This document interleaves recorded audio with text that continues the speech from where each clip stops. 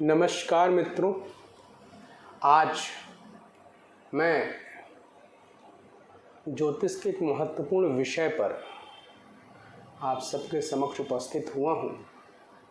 आज मैं फलित ज्योतिष में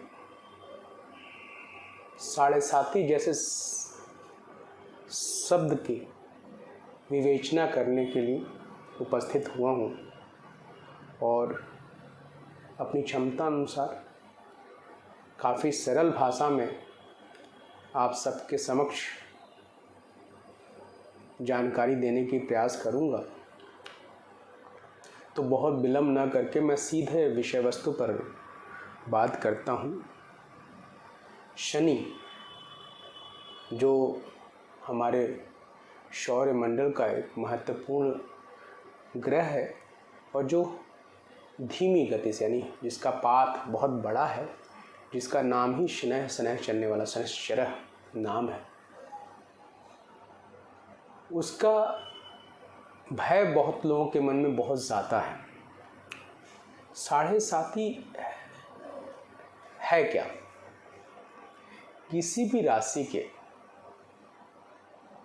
द्वादश भाव में उस राशि के ऊपर उस राशि की बगल वाली राशि यानी उस राशि के अगल बगल और स्वयं उस राशि पर से होकर के शनि जब गुजरता है उसे साढ़े साती कहते हैं। और उस राशि से चौथे और आठवें की स्थिति को ढैया कहते हैं। ये शनि की स्थिति होती है। इन स्थिति को लोग बहुत खराब मानते हैं। हालांकि ये जो स्थिति है, ये स्थिति वैसे ही ज्योतिष में खराब जगह है। इसमें कोई भी ग्रह हो उसके प्रभाव पड़ते ही पड़ते हैं। यदि वो अकारक ग्रह है तो ज़्यादा खराब प्रभाव देता है, और कारक ग्रह है तो भी उसका कारकत्व तो क्षीण हो जाता है।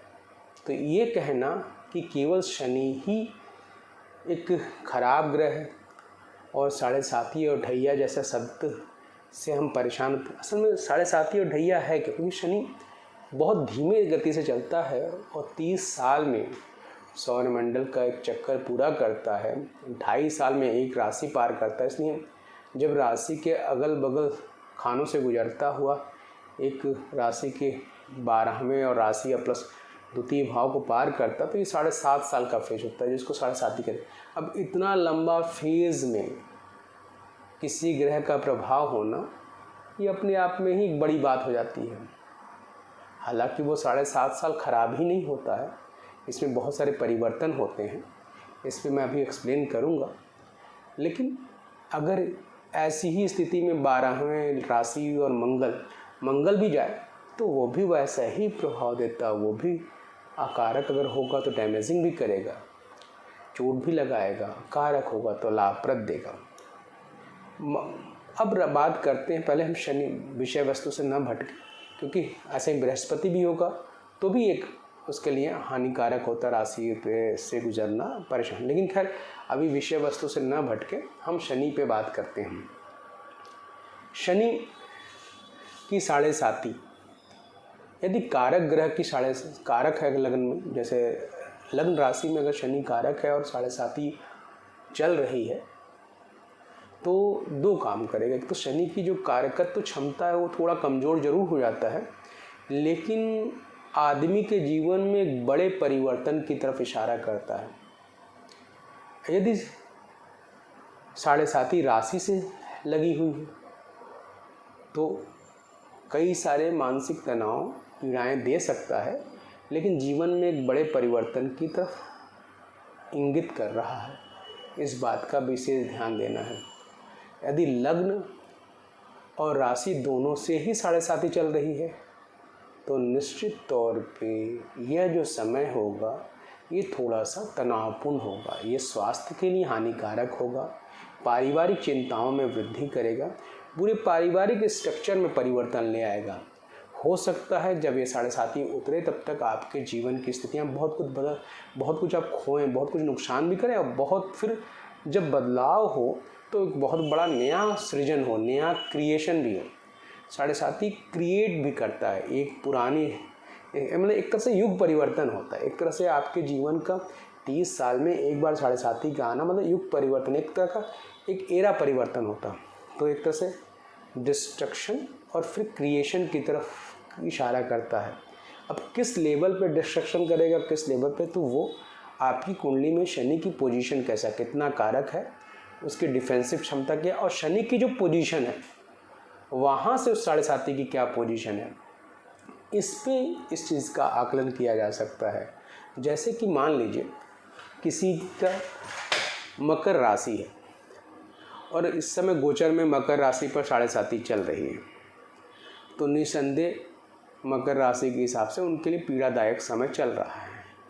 लेकिन अगर लग्न भी मकर है तो निश्चित तौर पे उनके स्वास्थ्य के लिए खराब कहा जाएगा, तनावपूर्ण कहा जाएगा, पारिवारिक स्ट्रक्चर में भी दिक्कतें कहा जाएगा।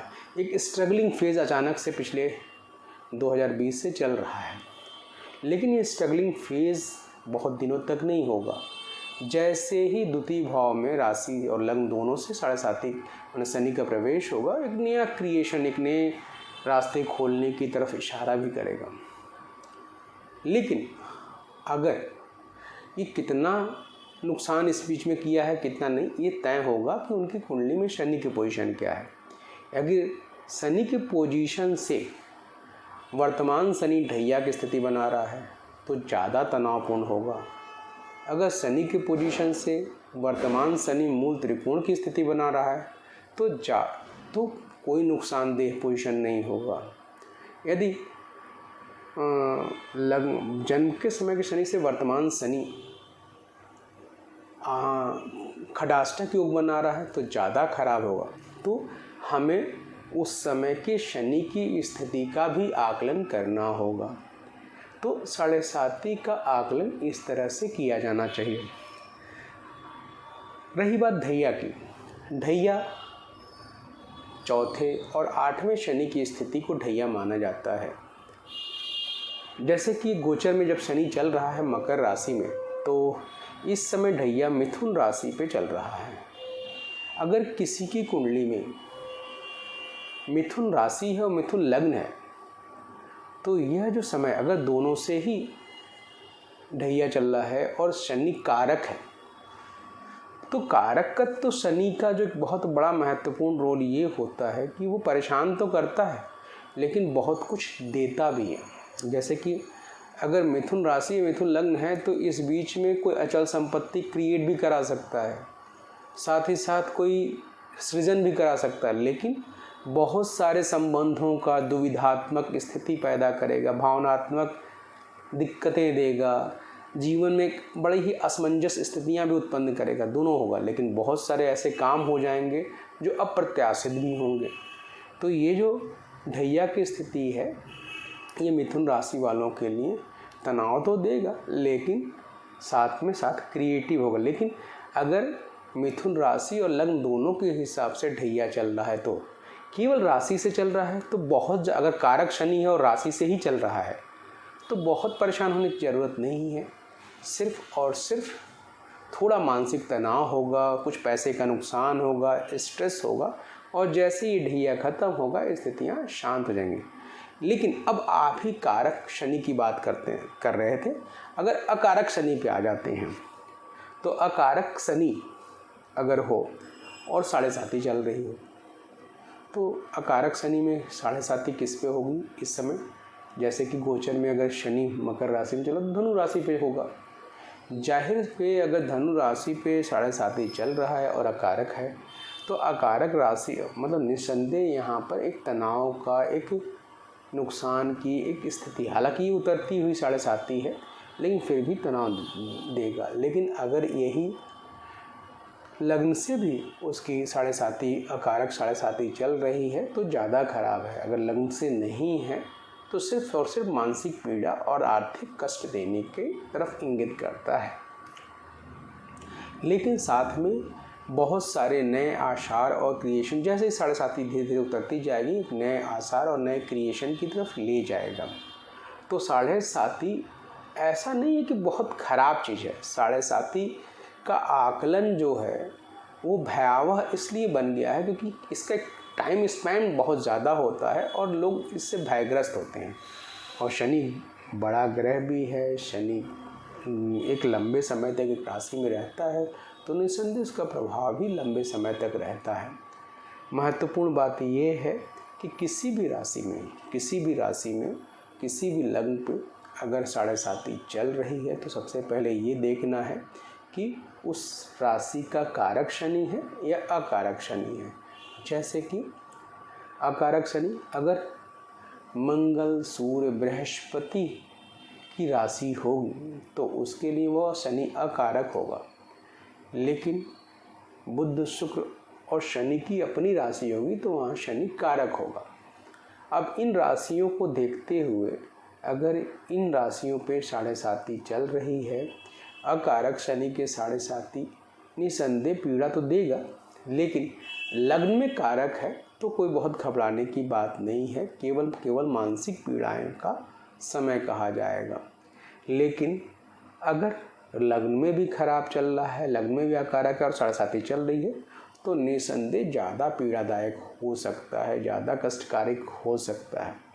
साथ ही साथ इस बात को भी देखना है कि शनि का जो अपोनेंट है, जो बैलेंसिंग प्लैनेट है जिसका नाम है मंगल, और दूसरा बैलेंसिंग प्लैनेट बृहस्पति, उनकी गोचर स्थिति कैसी है। अगर 7.5 बहुत ही खराब स्थिति बन रही है, जिसमें लग्न के आधार पर दोनों ही आकारक स्थितियां बन रही हैं, तो उनके बैलेंसिंग प्लैनेट गोचर में कैसे हैं, तब जाकर के उनकी कारक स्थिति को आकलन किया जा सकता है, उनकी बैलेंस पोजीशन। साथ ही साथ इस बात पे भी ध्यान देना होगा कि वर्तमान समय में जो शनि की पोजीशन है और जो जन्म चक्र में शनि की पोजीशन है, उनसे कौन सा रिश्ता बन रहा है।